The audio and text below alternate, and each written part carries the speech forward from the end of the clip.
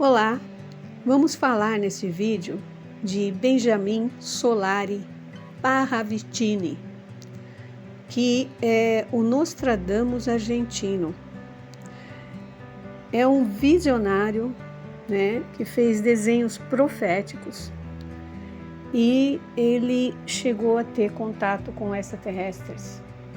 E eu quero passar aqui para vocês algumas informações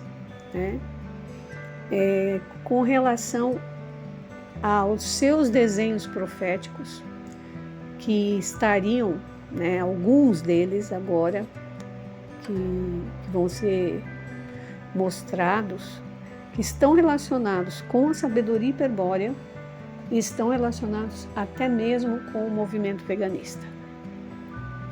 E também pelo fato de ele ser argentino, nascido em Buenos Aires, conterrâneo de Luiz Felipe Moyano e de sua mãe Rosalia Maria Taglialavori. Esse grande artista e também um grande místico deixou muitas informações que, inclusive, várias profecias dele se cumpriram, Se cumpriram. Então, seria interessante, eu vou passar para vocês algumas informações a respeito dele, da biografia dele, e depois, em seguida, nós vamos analisar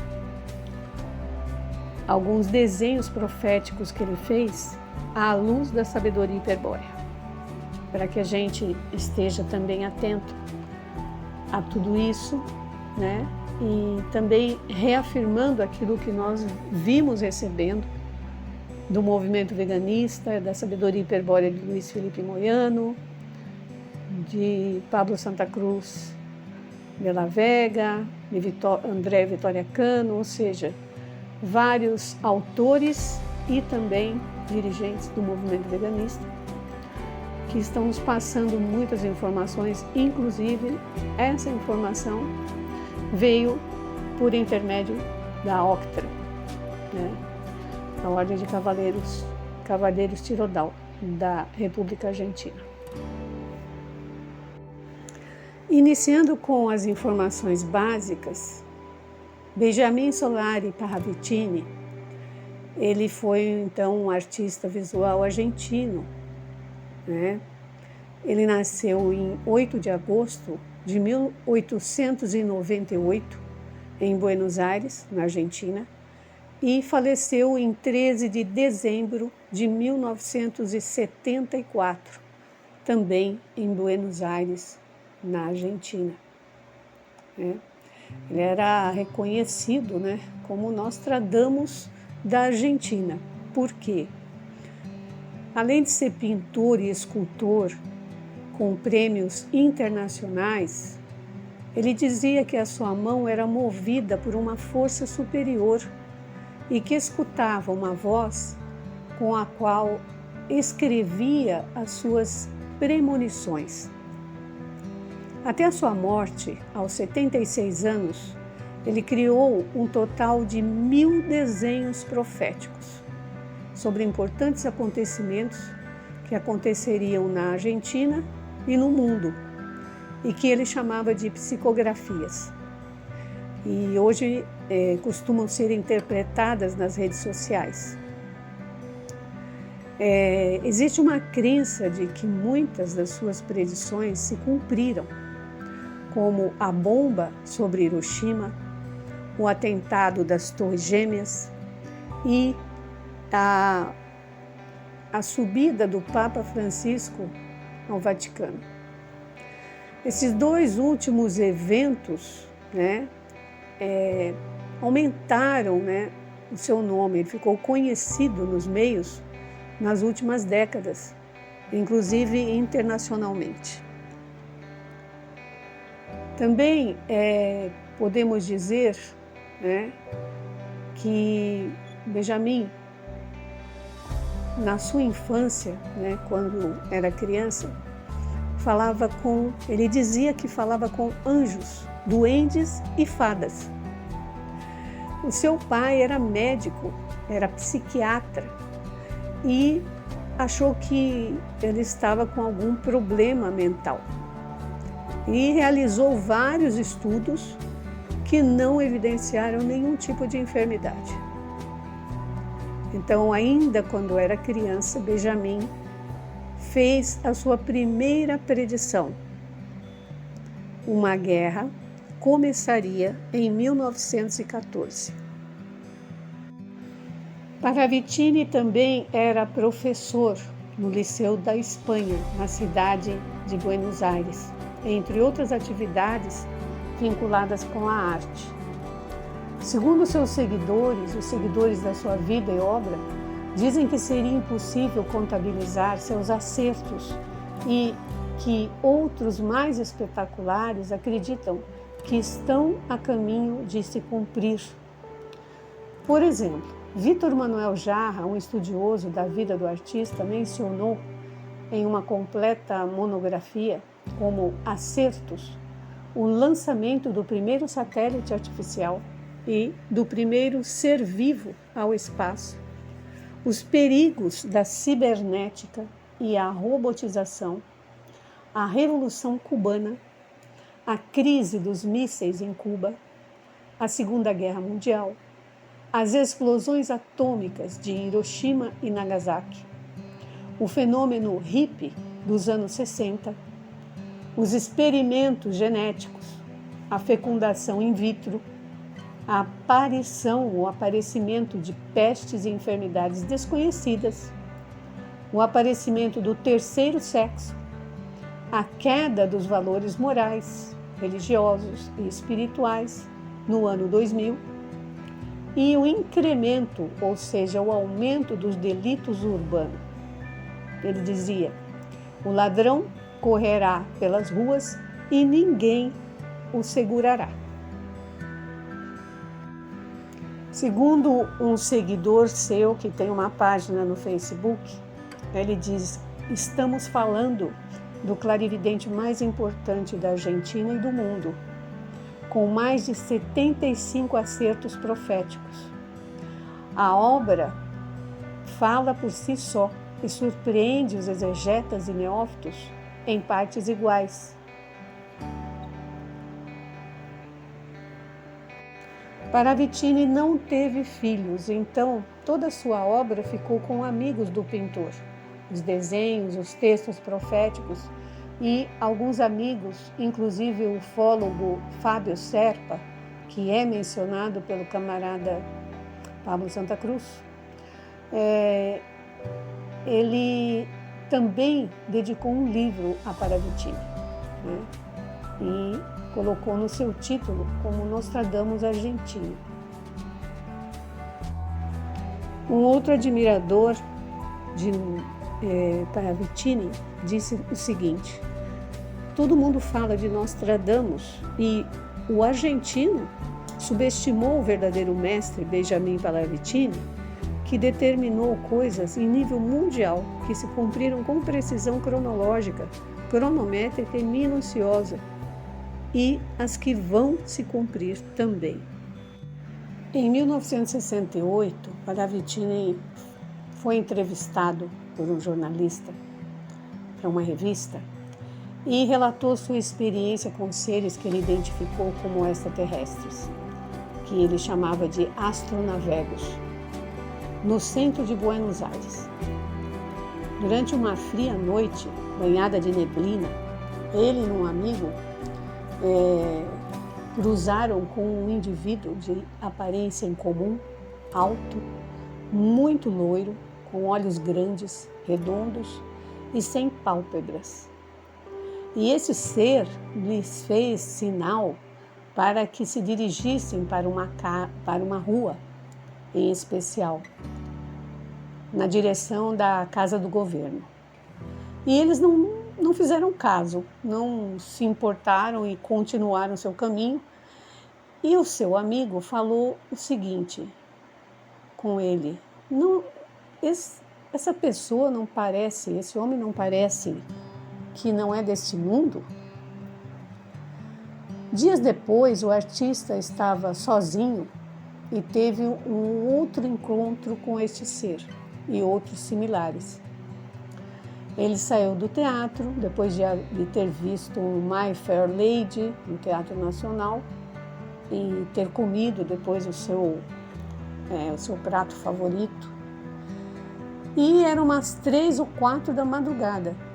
E nessa época havia muitos assaltos, né, ali naquela zona, e ele teve medo, de forma que ele decidiu ir por aquela rua que lhe tinha sido indicada anteriormente. Quando ele estava atravessando a rua, apareceu o homem de novo. E aí ele descreve uma experiência, né, que seria o seguinte: ele desmaiou, ele perdeu a consciência e depois se encontrou naquilo que se acredita que era uma nave espacial. E ele diz assim: eu estava como na borda de um barco com uma varanda que parecia de metal.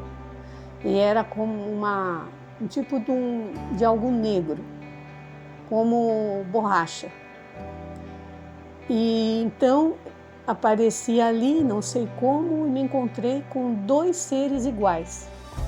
Muito sorridentes, me saudaram, colocando as mãos no ombro, colocando as 2 mãos no meu ombro. E o jornalista perguntou se ele acreditava que estava em um disco voador, e Parravicini afirmou: sim, claro, não há dúvida. E tornou a descrevê-los como parecidos com os seres humanos, muito lindos e fortes, e falavam todos os idiomas porque eram telepatas. E disseram para ele que ele também era telepata, além de contar-lhes, ele contar que vinham de Vênus. Nessa viagem ele observou vários lugares do mundo, incluindo a ponta do obelisco de Buenos Aires e outros lugares como Cristiania e Canadá. No final da experiência, regressou a Buenos Aires bastante enjoado e tornou a se encontrar com um homem alto que tentava abraçá-lo, e depois se deu conta de que já não tinha mais a revista de My Fair Lady. O jornalista perguntou para ele sobre a veracidade dessa história, sugerindo que poderia ser um sonho, uma fantasia. Mas Parravicini insistiu que, ainda que pudesse parecer incrível, era sua verdade.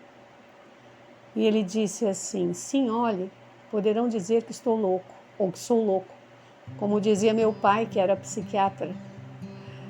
Poderão dizer que sou um embusteiro, um falsificante, mas eu o vivi e assim estou contando. Nunca quis contar, né, na verdade. Há uns dias me convenceram de que eu fizesse e agora o faço, ainda arriscando que me tomem como louco. Eu lembro muito bem, né, que depois daquilo estive 4 dias como tonto e agora me recuperei, claro. Como se pode observar, os vaticínios, ou seja, aquilo que ele conseguiu profetizar, né, englobam diferentes acontecimentos que podem ser do âmbito da política, da ciência, da tecnologia e também na parte social. Então nós vamos enfocar apenas alguns desenhos esses que foram enviados por essa pessoa da Octra para nós, aliás, para o camarada Pablo Santa Cruz, e vamos analisar à luz da sabedoria hiperbórea, à luz do movimento veganista principalmente, para que a gente tenha uma ideia clara de algo que está relacionado com o que estamos fazendo no movimento veganista. Em primeiro lugar, a gente tem que entender o que é altiplano, né? O altiplano. o altiplano, ele é um planalto. Para nós, seria chamado de planalto, né? É um local, um tipo de uma planície, mas a grande altura, né? Então, no caso aí do altiplano andino, está a 3.800 metros de altura. No caso, o altiplano andino, ou o altiplano, né, da América do Sul, ele é uma planície, né, o que nós chamaríamos de planalto, localizado a 3.800 metros de altura e que geograficamente ocupa os países do Peru, Bolívia, Chile e Argentina, né? Envolve esses 4 países e fica na região da Cordilheira dos Andes, né? Então é chamado também de meseta ou planalto mesmo, né?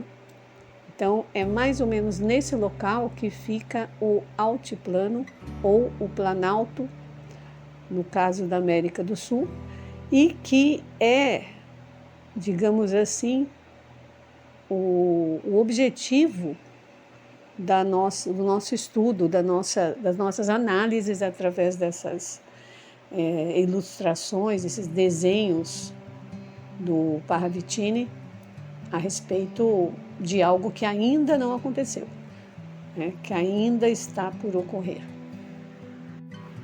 Além disso, o altiplano é um local onde surgiram diversas civilizações e as características geológicas, né, atmosféricas, é um lugar único no continente, não tem outro lugar igual. Nessa zona, que é uma zona bastante árida, né, e alta, quase não há flora e fauna. Então, é realmente um local bastante inóspito, bastante difícil de se viver.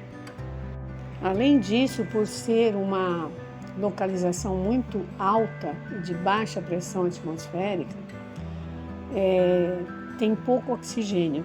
Então, ali ocorre muito o mal de altura, o que eles chamam de puna, ali na localização, os povos dessa região. E é muito difícil respirar, né? As pessoas que não são de lá têm dificuldades em estar ali por falta do oxigênio. Então, isso dá o apunamento, né? Que é exatamente esse mal de altura.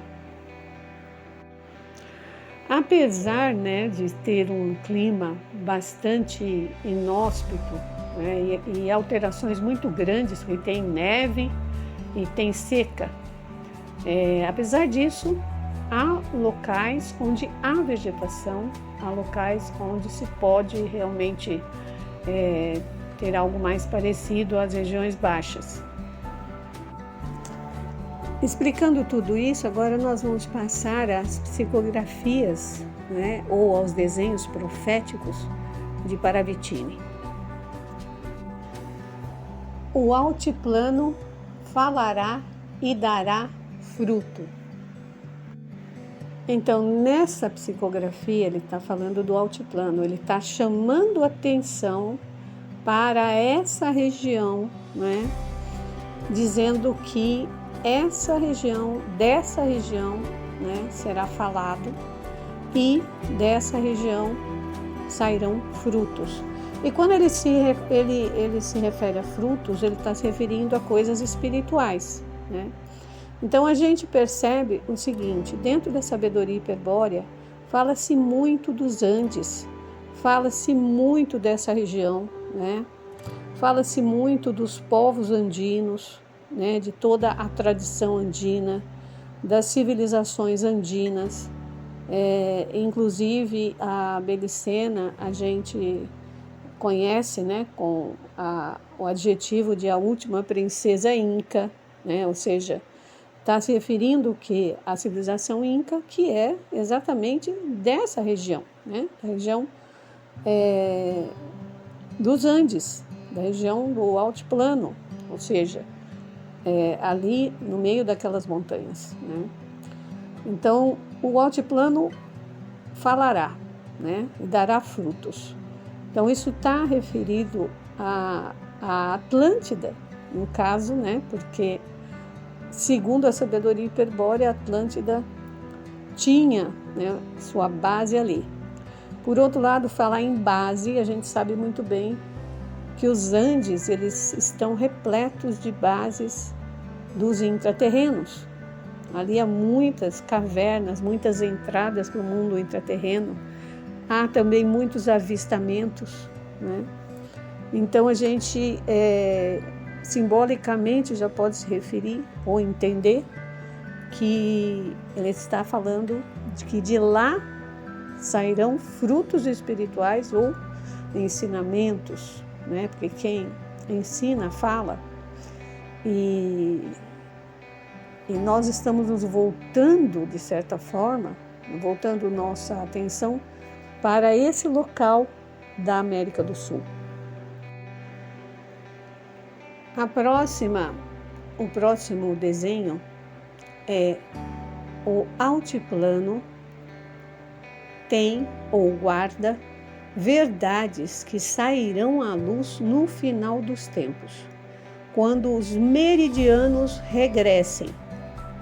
Ali se oculta a raça gigante. Então nós temos aí uma informação a respeito de que lá estão guardadas verdades que nós saberemos no final dos tempos. E aqui eu gostaria de lembrar a música do Apos de Bolívia, que fala sobre isso. Que lá nos Andes é que se darão que sairão à luz as verdades, ou, no caso, que será tudo revelado. Quando os meridianos regressem, eu acredito que seja exatamente que os meridianos eles vão se transformar, né? Haverá um movimento nessa terra ou nessa prisão. E a frase final é mais interessante ainda, que diz que ali se oculta a raça gigante. Que raça gigante é essa? Claro que se refere às humanidades anteriores.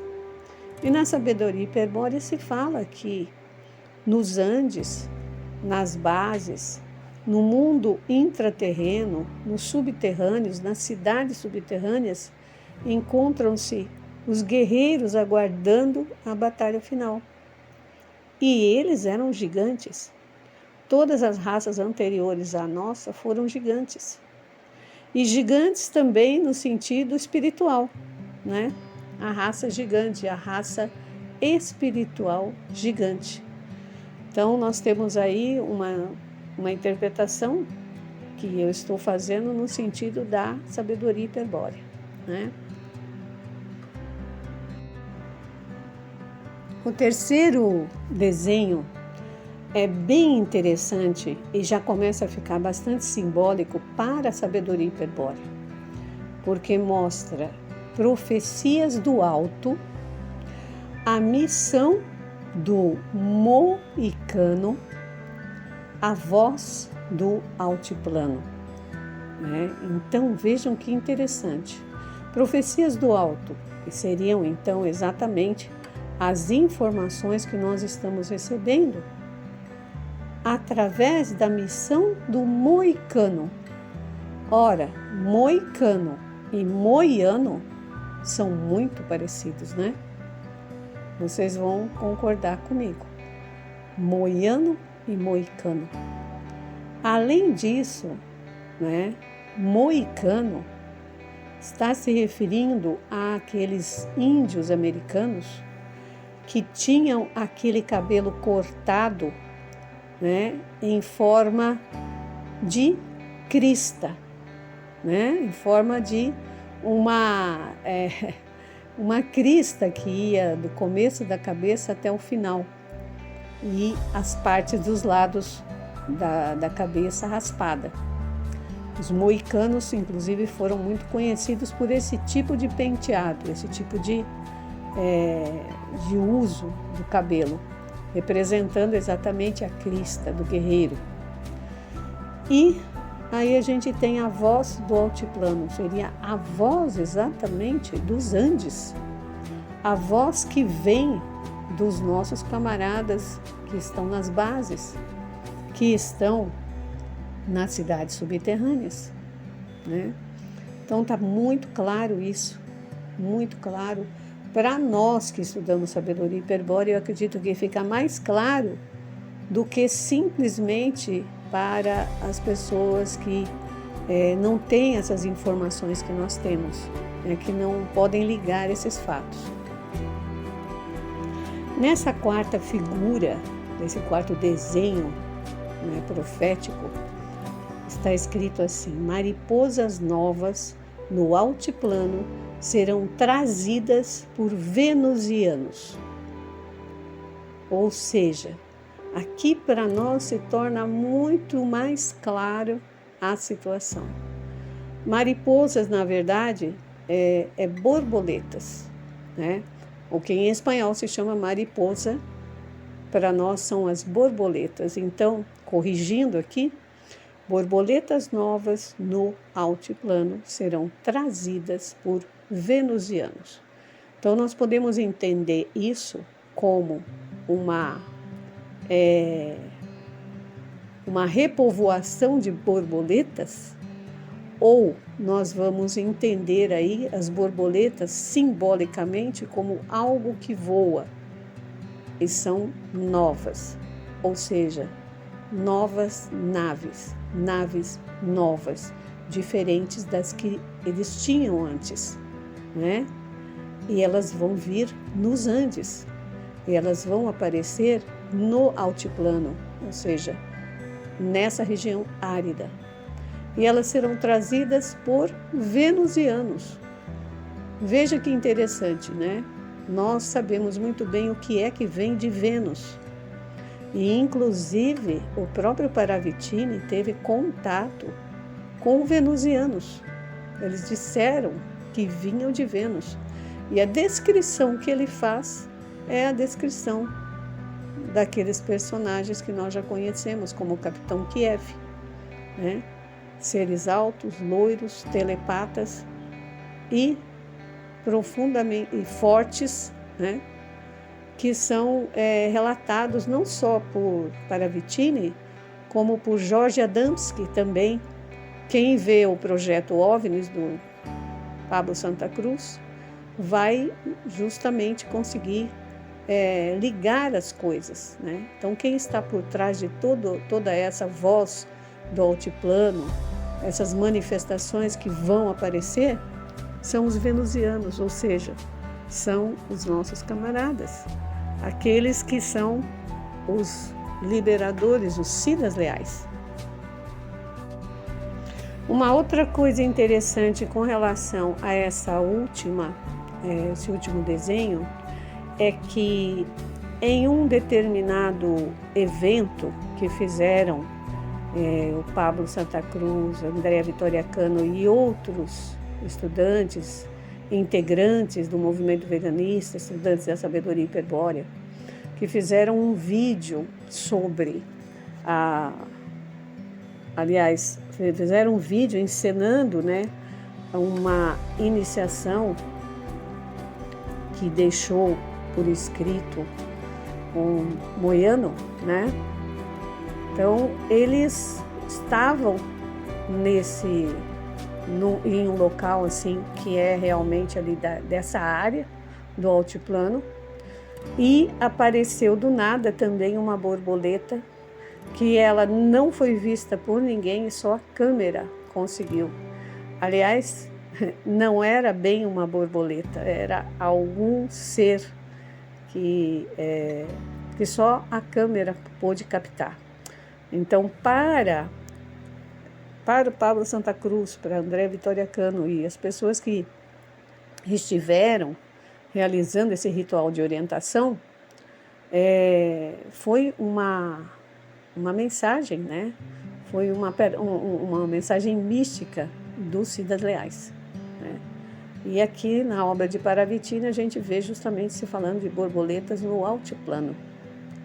E é difícil, porque, como falamos antes no início, não tem tanta vegetação lá para ter borboleta, né? Mas é isso.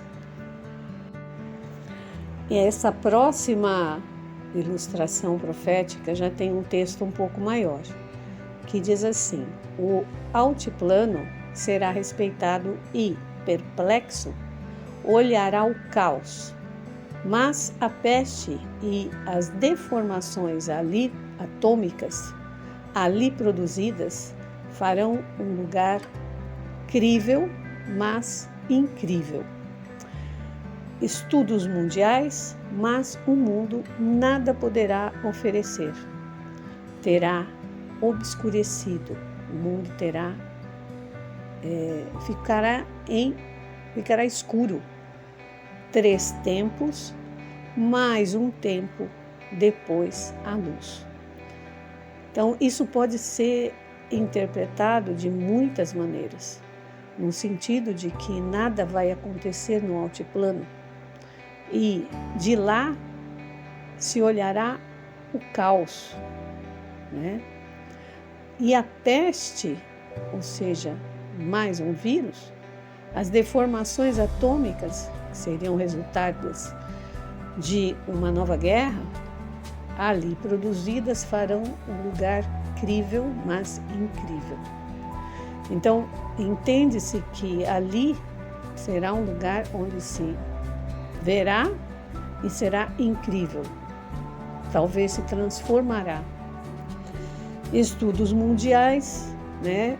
Serão feitos estudos pelo mundo, mas o mundo nada poderá oferecer. Vai ser escurecido. Será que está falando dos 3 dias de escuridão? Mais um tempo e depois a luz. A luz voltará, ou a luz será a consciência, ou será a luz do conhecimento para a humanidade. Então podemos interpretar isso de várias formas, mas com certeza no altiplano, né, e as previsões com relação à batalha final, né, com relação ao que pode acontecer com o mundo, está aí muito claro também. Essa próxima ilustração, ela é referente ao que está sendo feito pelo movimento veganista. E eu vou explicar por quê. Vejam que interessante. Fala assim, em espanhol, está assim: la tuna pinchosa del altiplano hablará del momento a llegar y alzará el espíritu en nueva colonia de paz. A tuna pinchosa, chamada tuna pinchosa, que pinchosa significa espinhosa, né? É uma fruta, aliás, é um cacto que nós conhecemos como que dá uma fruta chamada figo da Índia, né? Ele é todo cheio de espinhos e o cacto, claro, tem espinhos, né? Então eles estão falando aqui de uma fruta com espinhos. E veja que interessante, o espinho que está desenhado ali representa o quê? A nossa aresta, o nosso espinho. Só que é uma fruta, ou seja, pode ser comida, pode ser degustada, só que ela tem espinhos. Ela não é uma fruta fácil, né, de se engolir, né? Então, se refere ao movimento veganista, se refere ao nosso estandarte, se refere à aresta, à runa veganista, à runa Kenaz, que está na nossa runa veganista. Também, né, a própria suástica é feita de 4 runas Kenaz. Então, tudo isso se remete a essa questão simbólica daquilo que fere, daquilo que aponta, que rasga, que é o espinho. E é do altiplano, ou seja, vem dos Andes, né? Isso virá dos Andes e está falando no momento a chegar, ou seja, daquilo que vem, É o que o movimento veganista está falando, do que vem, do que nos espera. E alçará, ou seja, elevará o espírito em uma nova colônia de paz. Então, esse cacto, né, do altiplano falará do momento a chegar e elevará o espírito em nova colônia de paz, ou seja, o espírito dos homens poderá alcançar a paz nessa batalha final. Então, é muito interessante essa última ilustração, porque está se referindo ao movimento veganista, à runa veganista, à aresta e a tudo que está sendo feito e falado pelo movimento veganista, distribuindo a sabedoria hiperbórea, que seria realmente como um cacto espinhoso, que é difícil de engolir, mas é uma fruta que pode levar o espírito. Nesse novo desenho, nós vamos ver aqui algumas frases com relação ao que será a partir exatamente da Argentina. Vejam que interessante, da Argentina, né, nós estamos recebendo muita coisa. E atualmente a Argentina é a que está mais sendo atacada pela sinarquia, né? E sabemos muito bem, né, o que querem ali da Argentina, né? Qual é a intenção, né, do povo eleito, do povo escolhido e tudo mais. Aqueles que estão acompanhando, estão vendo as coisas se desenrolarem, né? E justo em cima da Argentina. Então aqui durante nesse desenho, ele faz algumas revelações e as datas não são as datas relacionadas ao que ele está dizendo, mas sim as datas, elas são quando ele fez essas previsões, quando ele fez essas profecias, vamos dizer assim. Então, 1938, vegetais e seres gigantes na Argentina. Em 1940, ele anuncia novamente, outro anúncio. Vegetais gigantes chegarão à Terra antes da grande fome. E outro diz, novas vegetações gigantes aparecerão no norte argentino nos princípios da fome mundial. Em 1960, ele escreveu, do astral descerá à terra um novo alimento, da mesma forma que dos tempos bíblicos. Ele deve talvez se referir ao maná. E em 1968 ele escreveu, vem sobre a terra um novo pólen fecundado de vegetais. O crescimento que conseguirá será exagerado, mas será para bem. Chega o gigantismo a tudo o que puder ser alimento. Chega a fome. Então nós vemos aí que ele fala de uma grande fome mundial. Então vemos que o que aconteceu na Atlântida voltará a acontecer neste mundo. Muita fome. E os vegetais gigantes, ou novamente se repete a história da Atlântida, chegam os cereais, chegam os alimentos para salvar o povo da fome, a salvar o povo que talvez depois de uma grande catástrofe mundial, de guerras, cataclismos, a fome vai se instalar e os nossos camaradas que estão no mundo subterrâneo vão trazer esse novo alimento, esses vegetais gigantes, esse novo pólen, né? E diz que vai aparecer no norte argentino. O norte argentino está lá no altiplano. Então nós vamos ver aí novamente se repetir a história de Atlântida, né? A partir de uma grande fome, vão ser exatamente nossos camaradas que vão nos trazer novamente o alimento. E dessa vez o gigantismo vai voltar. Então, se são seres gigantes que estão nas bases subterrâneas, nas cidades subterrâneas, com certeza os alimentos deles também são gigantes. E isso é para nós pensarmos.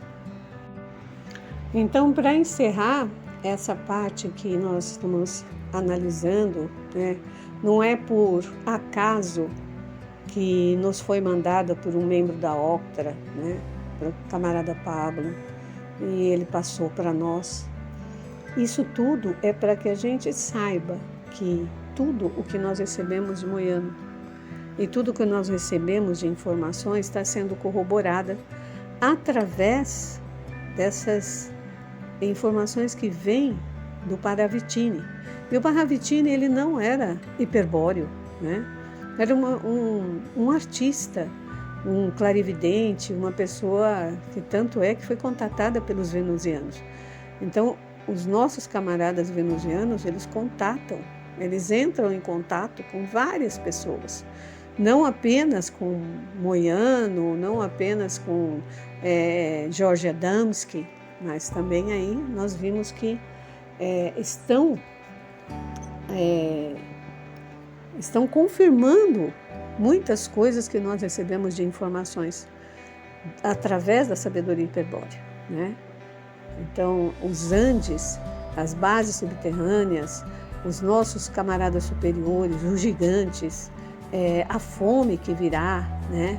Os cataclismas, etc. Tudo isso